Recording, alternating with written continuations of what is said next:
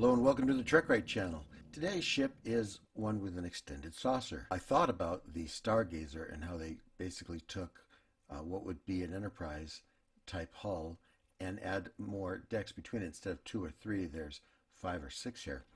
And so I thought, what if you kept extending that down instead of a secondary hull? What if you just made that really deep for all the extra space? What would you get? And what you get is a sauce pot, and it looks terrible.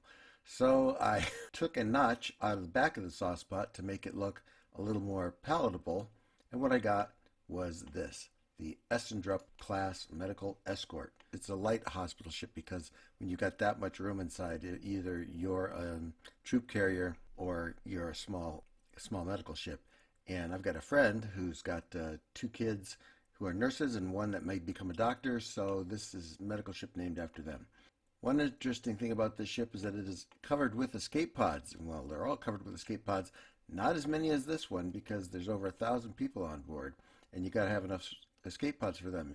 And in fact, when I was creating the first ship, which was the Ontario class expedition cruiser, I created the escape pods because I always wondered, wouldn't you have to have 2 escape pods if you're talking about one that's, say, in the saucer? That was going to be oriented vertically when you get into it. So how would you get into it? And so we have here the door that would open at the bottom, and you'd climb up. Probably the ladder would drop down, and you'd climb up into the ceiling up in here, and it holds 16 people. And then, well, what if it's on the side of the secondary hull? It would be oriented horizontally.